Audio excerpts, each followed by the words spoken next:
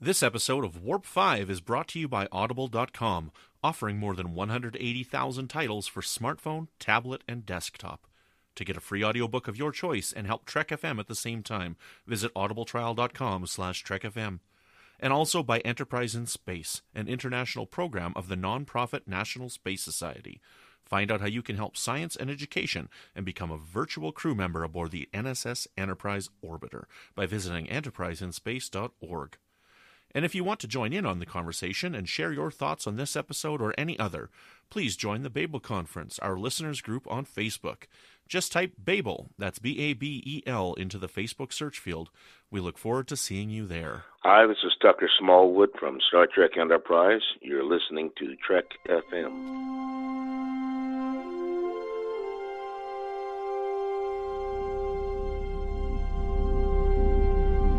How we doing, Trip? Ready when you are. Prepare for warp. Course laid in, sir. Request permission to get underway.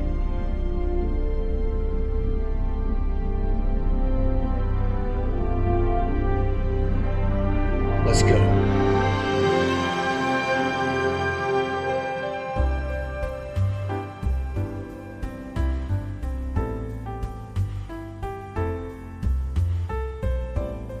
Welcome, Boomers, to another episode of Warp 5.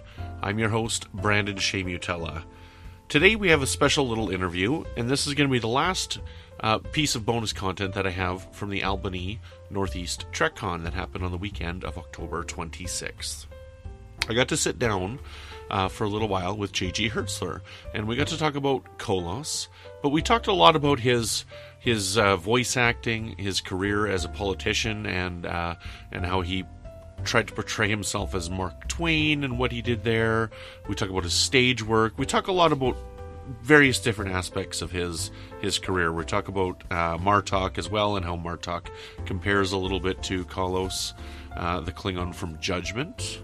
But it's a fun little interview, and you get a real feel for what it's like to talk to J.G. Hertzler in person. He's a very passionate actor, and he's kind of always on, as you're going to hear in this interview. He's always on, he's always performing, and he's always entertaining.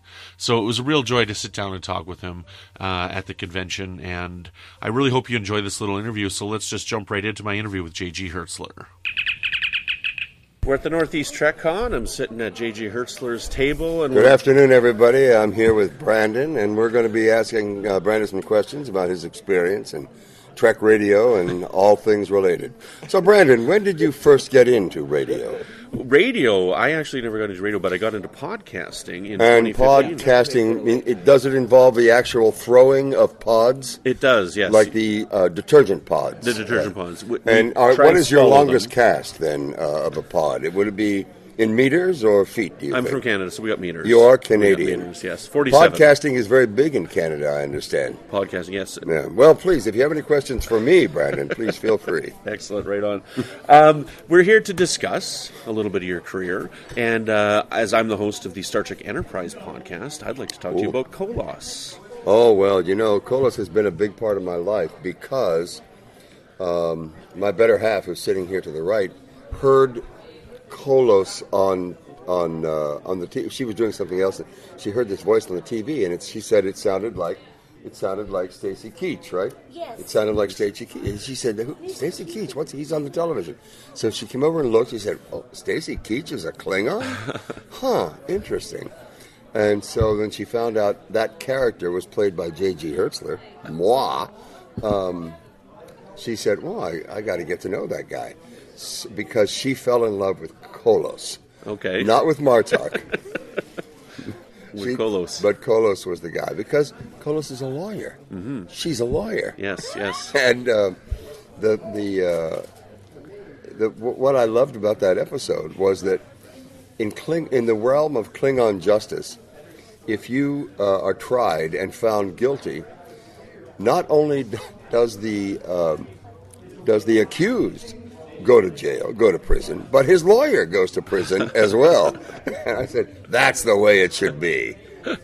I love it. So, I was talking with David Goodman about this episode because he's the one who wrote it. Oh. So David Goodman has gone on to write for Futurama and the Orville. So he's written. He writes on Orville? He does. Yes, I haven't even seen it. She loves it, and I've heard nothing but great things about it. And boy, well, damn. I've seen the first 5, and then Star Trek Discovery came out, and I got busy with that for my Star Trek podcasting. But I do intend to go back and watch Orville. But what I was watching was good. I thought it was pretty good stuff. But do people out there in podcast land? Oh, there's some podcasting now going on. We are here at the Royal Podcasting Competition in Albert Hall. It's an indoor competition this year. There's the Queen. She's going to be playing her drum solo before and between each podcast. No, please go ahead. So David A. Goodman, we were talking to him about the episode, and while I was interviewing him, now I'm not a big fan of Judgment. It's not my favorite episode of Enterprise. So I know I'm in the minority on this one here, but I was talking to him about it, and I said his genesis for writing this is you don't think all Klingons are warriors, do you? And in the fact of the matter, yes, generally you do think that because that's how Star Trek portrays alien as monocultures, right? So I understand what he was trying to do with it, and it was an interesting take on it. But I got to ask you, so how do you try and make a separation between a character like Kolos and a character like Martok, being both of the same species? Well, Brandon, the most important thing, of course, is the makeup. You see, I was very different makeup for Kolos and a completely different costume. Mm-hmm. And, of course, I was biocular as Kolos. Being the monocularist that I played in Deep Space Nine, it was a challenging task for me to use both eyes in my acting. But I conquered that problem, and then I came across, of course, it was finding the ability to play a lawyer in Klingon, because mostly legal decisions are made with 2x4s in the Klingon culture. And to portray a very a highly sentient being that knows the ins and outs of Klingon law, which is one of the thinnest volumes known to man. The great book of German humor, and the great book of Klingon law. It's sort of basically you make it up as you go along. But what was I saying? Well, I'm sorry. What was I had a drink of coffee there and tea. It's tea. Lovely tea, by the way, Christopher. Christopher Abbott. He's British, you know. One of my compatriots. Where'd he go? Christopher. Excellent tea. Where are you? And Michael Jan Friedman, of course, he's stacking his 3,000 books. He brings all 3,000 of them to every convention. Morning. Excellent. It takes him such a long time, but it's well worth it. Look at the man. He's got books attached to his head. He's got books attached to his shoulders. They're piling up everywhere. Awesome. Sorry. No, that's fine. That's fine. So we've got. What was your question? The two different characters. We're saying, how do you differentiate, and how do you make Kolos different from Martok? Well, the writing is different. First of all, the writing is different. You have different things to say, and really, the clue to what a person is what they talk about. Mm-hmm. You know, what I'm saying in the method. Of acting in the Stanislavski, basically, you have 5 or 6 things. Of course, he wrote 3 books that are very important to the actor's craft. But it could be compressed down to 5 items. One of which is, why am I talking? Mm-hmm. What do I want to express to that person? What do I want to make him do or think, mm-hmm. or say? And once you discover why you're talking, that is the clue to who the character is that you're working on. Mm-hmm. What's his background? Why is he talking? What's standing in the way of him getting what he wants? What are the physical, spiritual, emotional, psychological circumstances in which this scene is taking place? And what action am I going to use? What action am I going to use to try to get what I want? That's an actor's job, those 5 things. We very seldom do all 5 of them. If we did, we would all be brilliant actors. But we have failures because we don't constantly... Anyway. Mm-hmm. So he's a completely different person because his biography is a completely different person. He comes from a different world than Martok. Martok came from the garbage heaps of the Ketha lowlands. And in my mind, those garbage heaps were the same ones that surround Mexico City. Okay. So somebody rising up out of the garbage heaps of Mexico City to become the president of Mexico is tantamount to Martok's family rising up out of those garbage heaps. So the son of Uther? Who was that? I say it in one scene. Who was? I don't remember. That's the Martok's trivia that son? I'd lose. I think it's Uther. So with somebody would know this. Mickey, I got a question. Excuse me. What was Martok's father's name? Do you remember that? I can Google it. I think it was Uther. Well, Brandon's Googling now. Okay. While we're Googling... Martok, Memory Alpha. House Martok. Sorella was the wife. Let's see if we can have family member section. Well, while I'm looking up, I do have a question to tell me what you think of this. So, with Worf on Star Trek 6: The Undiscovered Country, Yes. okay, he played his own grandfather. Right. So on our show, Warp 5, Right. we have come up with a continuity that we believe Kolos is an ancestor of Martok. What do you think about that? Is an ancestor. What do you think about that? They both have a... See, in my opinion, and forgive me for getting somewhat political today, but both Martok and Kolos have a great deal of empathy for other Klingon kind. Mm-hmm. And unlike our current situation in America, we don't have a lot of... our politicians, especially one that I'm thinking of, has no empathy whatsoever. So he really can't support another human being. And that's often what a Klingon is like. In order to ascend in the Klingon hierarchy, you have to kill the standing chancellor. Mm-hmm. Well, that's a substantial lack of empathy for your fellow Klingon kind. But neither Martok, and neither Kolos or Martok were given to that non-empathetic situation. They were more given toward, I will play by the rules no matter what, but the rules cannot violate the spiritual feeling of my heart. Mm-hmm. Okay. I found it here. It must be incomplete on Memory Alpha. They don't actually list the name. They just say Martok's father. It was only mentioned once. Yeah. So somebody's got to update Memory Alpha. Yeah. It's not on here. So I'm thinking of, in Arthur, it's Uther Pendragon, and I think they borrowed from King Arthur's legend to add, you know who is there a writer here? Mark Okran? Mm-hmm. Yeah. But one of the writers from the show, there's Hans Beimler's not here, Ira's not here, Renee Echevarria's not here, Robert Hewitt Wolf's not here, wonderful writers. That's what makes our show, DS9, so much wonderful. Deep Space Nine is my favorite, so I got the Cardassian tattoo and the Bajoran tattoo. Wow, Deep Space Nine has always been my favorite. Nice. So, now, you've done some video game work. Oh, yeah. So how is voice acting different from physical acting? You were giving us a demonstration about your doctor from Earlier, BioShock 2. Yes. So why don't you know what? We'd love to have that on there too. I'll be happy to. One of the first ones I did, I think, was Golden Compass. I did a small voice on Golden Compass. Okay. And I don't even remember what I did. Mm-hmm. But I see it's on IMDb. So I must have done something. It's so long ago. I did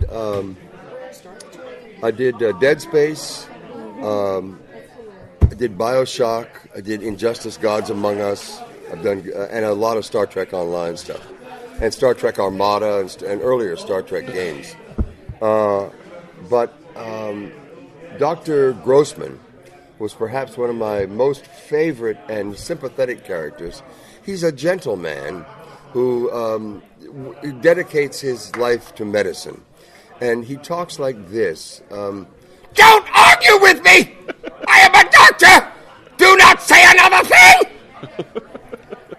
And so he's very easygoing, and a genuine kind of fellow. Too many Raktajinos. Way too many Raktajinos.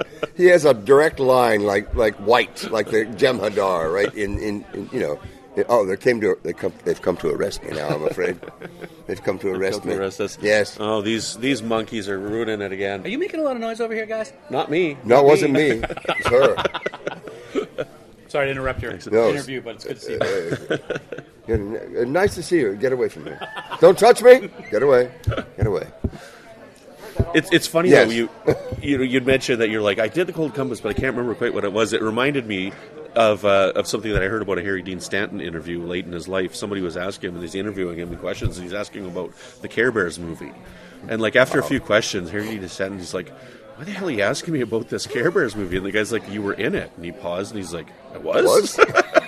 What did we see Harry Dean Stanton in the other day? What was he in? He was a young man. It was, Kelly's Heroes. Kelly's Heroes with Telly Savalas. There was Harry Dean Stanton. And anyway, he wasn't even credited. It was a different name. It wasn't Harry. It was Harry Stanton, I think.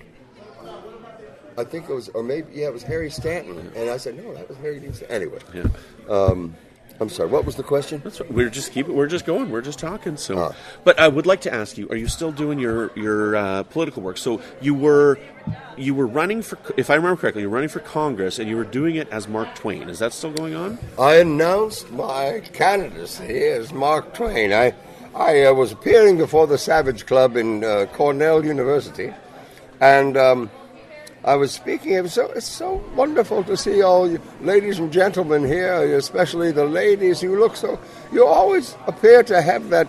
You look like an indoor garden. It's so beautiful, all the colors, and then you have these interspersed, dark, sort of boring, blackish, brownish stumps of the way gentlemen dress. And that's why I wear white, or off-white at least. I wear white because I know when my suit gets dirty. I know when I get soot or something on it. But you gentlemen in your dark suits, you have no idea how germ-infested, dirt-filled, dust-covered garments that you're wearing because you can't see it. So that's why I wear white. What was the genesis of this? Why did you decide to run as Mark Twain? Because Mark Twain, I represent the best in the human spirit, and especially the human political spirit, because I can absolutely... Twain has the ability to... Pardon me while I talk about myself in the third person, but Twain has the ability to attack and destroy another politician with humor, so that the politician laughs at his own demise.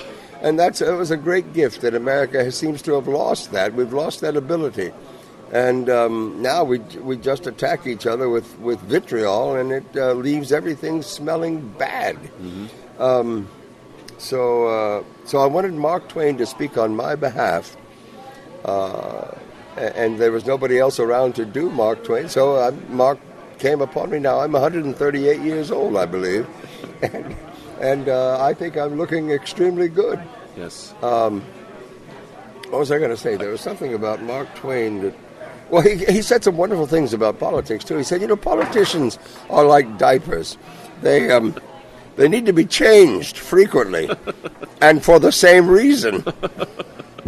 Yes, Mark Twain was full of wit. Absolutely. He was unbelievable. Yes. Some great stories on it. Are you still pursuing this? Is it still going on? No, I wasn't able to get... Well, first of all, the Democratic Party, the local Democratic Party in Tompkins County, once I announced at Cornell, they asked for an appointment, and I've been a Democrat for 45 years, mm-hmm. and I was a member of the Tompkins County Democratic Party. I was a representative. I was on the Ulysses Town Board in my town mm-hmm. at that time, and I still am. But I was, and I ran as a Democrat, and they called me in and said, we won't be able to. First of all, I want you to know, John, that we will never support a candidate, a Democrat, one of ours, from our county running for Congress in this district. And I said, well, that's pretty negative, right? That's the first thing you have to say to me? Because I thought I, might really have some sort of a chance. Because I have a little tiny bit of public awareness of who John Hertzler is, because of Star Trek. But besides that, I thought I could talk to people, and I wanted to, as I said when I was running for, office as Ulysses, I said all the other candidates would talk, and they'd say, "This is why I'm running, because my background is environmental news, my background is statistics, and I understand demographics, and I'm running because I want to be able to improve this or that or cut taxes or that." And I said, my name is John Hertzler, and I'm running because I've been an actor for all my life, and so I have a great capacity to stand in front of you and talk about something I know nothing at all about for several hours. And that was about the tenor of my campaign. And they didn't believe I was serious, but I was. Yeah. I registered. Everything was up and up. And I really couldn't call people for money. I did not like the idea. I was trying to run a campaign that was not based on money in any way, shape, or form. And I completely succeeded in that. But anyway. Excellent, right on. Well, I couldn't get the signatures is what I'm trying to get to. No, that's fine. Excellent. So you do a lot of conventions now. How many conventions do you do in a year? Not as many as I used to. Okay. Bob and I, Galron, who's not here right now, but he's being represented by the gourd. The gourd. If they only could see. The phallic gourd. Yes, if they could only see this particular triple-nosed gourd with the Geico sunglasses. This is a weird vision right now. We're looking at this, and there's the Geico gecko right there staring at us. And there's Picard, and who was in green? Kirk. That's a Kirk outfit. Kirk was in green, too? Yeah. Oh, yeah. Back in this few episodes, yeah. Yeah. We're staring at Sharon Gates, her creations, which are incredible. Yeah. One of the vendors, and a brilliant seamstress and creator of small toys and things. Mm-hmm. Anyway, what a picture. Oh. Yes.